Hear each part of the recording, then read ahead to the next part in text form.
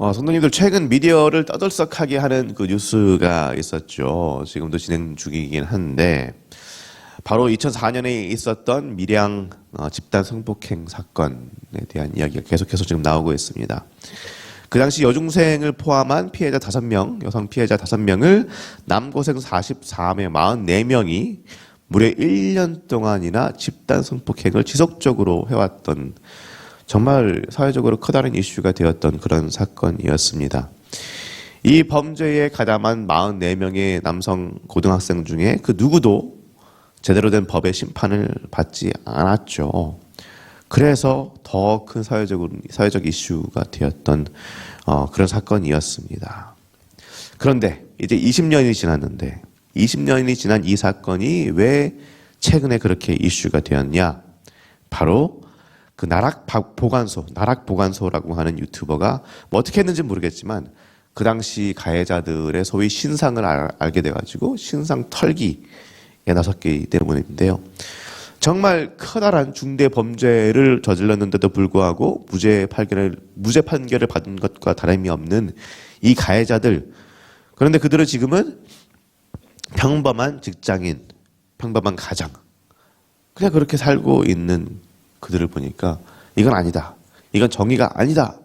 라고 판단한 거죠. 그래서 사적으로라도 심판하겠다. 뭐 그런 취지였던 것 같습니다. 그래서 이제 이 유튜버가 한 번에 44명의 가해자들의 뭐 정보를 다 푼 건 아니고요. 영상 하나씩 올리면서 조금씩 이 가해자들의 이름과 사진과 직장과 그리고 뭐 근황, 뭐 결혼했네 안 했네, 딸이 뭐 애가 몇이네, 이런 것들을 하나하나 올리기 시작한 겁니다. 그렇게 해서 올릴 때마다 나머지 가해자들은 어땠을까요? 두려움에 떨었겠죠. 두려움에 떨면서 이 유튜버한테 연락을 해서 내가 다른 가해자들 그들의 근황까지 알려줄 테니까 나는 제발 건드리지 말아달라. 뭐 이렇게 협상을 했다라고 하죠. 참 그렇습니다. 죄를 지으면 응당 그 죄에 해당하는 벌을 받는 것이 이치일 텐데 무려 1년이라는 시간 동안 지속적으로 성폭행을 당했던 그 어린 소녀들은 그들의 삶은 지금 완전히 아직도 무너져 있고 지금까지도 지옥일 텐데 이 가해자들은 지금 어떻습니까? 자신들이 저지른 죄의 결과로 고통당하고 있는 이 피해자들은 생각하지 않고 그들의 아픔과 그들의 고통을 생각하지 않고 그냥 지금 본인의 죄과 본인의 과거가 지금으로 와가지고 자신의 눈앞에 닥쳐있는 이 현실만 피하려고 지금의 자신의 삶들이 무너지는 그것만 두려워하고 그것만 피하려고 하고 있습니다. 그렇다면 이거는 아직까지 자신들이 무슨 잘못을 했는지도 잘 모른다는 말이겠죠. 그러다 보니 사적 제재라는 것은 분명히 논란의 여지가 있는 것입니다. 그럼에도 불구하고 이 사건 상황들을 보면서 물론 이 유튜버가 전적으로 잘했다는 것은 아니고 피해자들과 협의가 안 된 부분들도 있고 여러 가지 문제들이 있지만 그럼에도 불구하고 어느 정도 좀 속이 시원한 마음이 드는 것은 어쩔 수 없는 것 같습니다. 그런데요, 그렇게 이런 뉴스들을 보면서 그 가해자들을 향해서 저런 나쁜 놈들 하면서 손가락질하는 그런 우리에게 오늘 말씀이 말합니다. 너희 모두가 죄인이다. 그렇게 말합니다. 우리는 손가락질하면서 나는 괜찮지, 나는 의인이지 라고 은연중에 생각하고 있을지도 모릅니다. 그러나 하나님이 말씀하십니다. 너희 모두가 죄인이다. 헬라인이나 유대인이나 상관없습니다.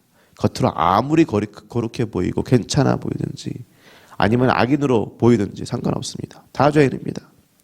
누구도 하나님의 잣대 앞에서 우리 모두의 재판관이신 하나님 앞에서 고개 빳빳이 들고 나 의롭다 할 수 있는 사람 이 세상에 아무도 없습니다.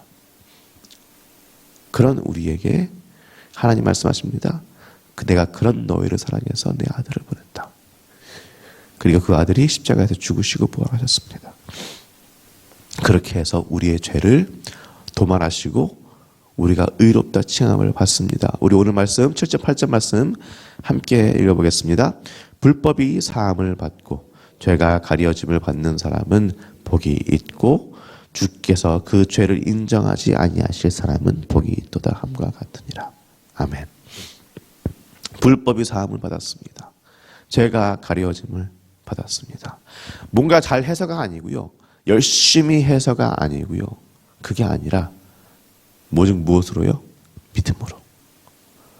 우리를 위해 이 땅에 오시고 십자가에 죽기까지 사랑하신 예수 그리스도의 그 신실하심을, 그분의 그 사랑하심을 믿음으로, 그분을 믿음으로 불법이 사함을 받고 죄가 가려짐을 받았다라고 합니다.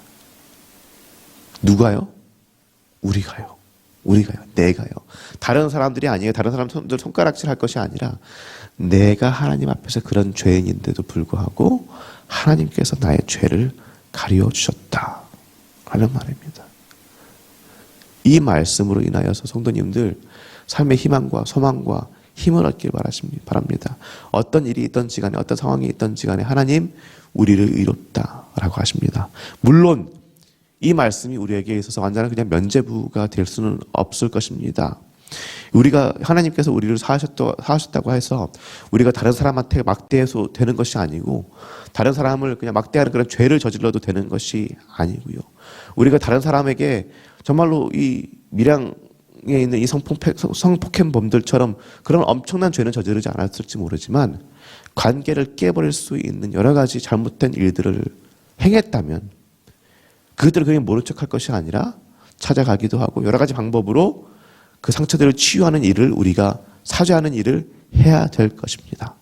그러나 그렇게 우리가 이것을 그냥 면죄부라면 취급하지 않는다고 한다면 이 말씀은 우리에게 정말로 참 힘이 되어줍니다. 하나님께서 우리를 의롭다 하십니다. 하나님께서 우리의 모든 죄를 사하여 주십니다. 그렇기 때문에 우리가 이 세상을 살아갈 소망이 있습니다. 희망이 있습니다. 그분의 그 의롭다 하심, 인치심, 그것을 통해서 우리 모두가 정말 의인으로서 살아갈 힘이 생기기를 원합니다. 그래서 그냥 앞으로가, 이제 난 한 번 의롭다 칭함을 받았으니까 끝이 아니라 이제부터 내가 정말 의인으로서 살아가겠다. 그렇게 다짐할 수 있는 우리 모두가 되기를 예수님의 이름으로 축원합니다. 우리 9절 10절 말씀 함께 읽겠습니다. 그런즉 이 복이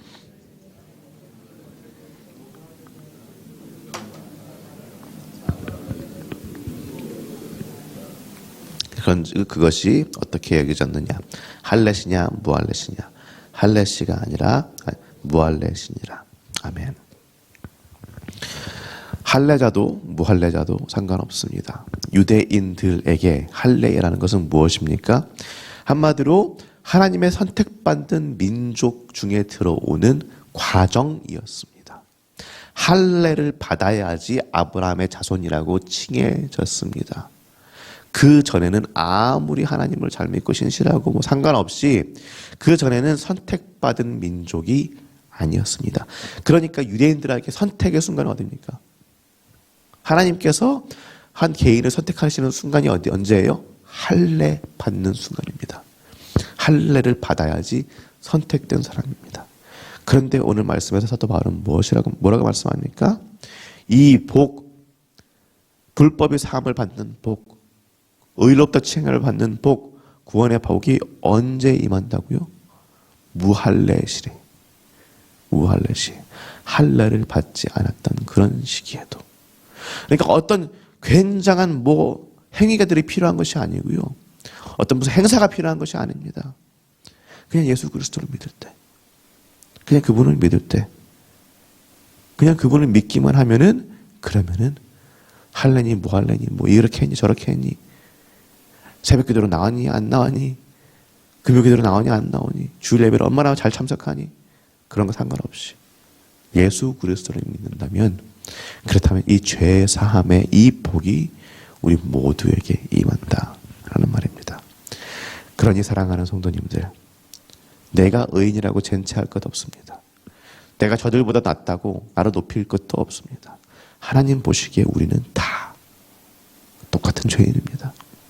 아니 어떻게 저런 인간들과 나를 동일선상에 놓나, 자존심 상하실 수도 있고 이게 뭔가 하실 수도 있겠지만 하나님의 입장에서 봤을 땐 그냥 죄인입니다.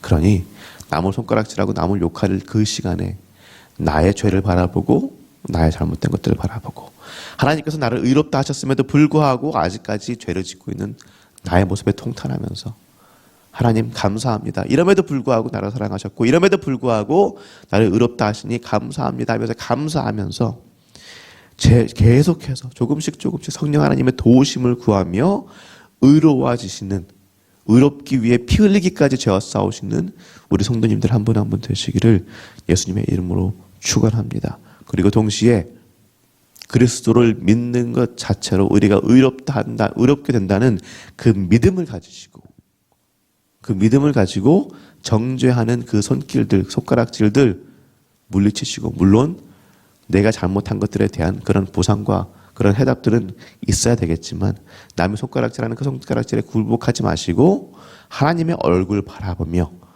의로운 이 세상의 삶 살아내실 수 있기를 우리 주 예수 그리스도의 이름으로 축원합니다.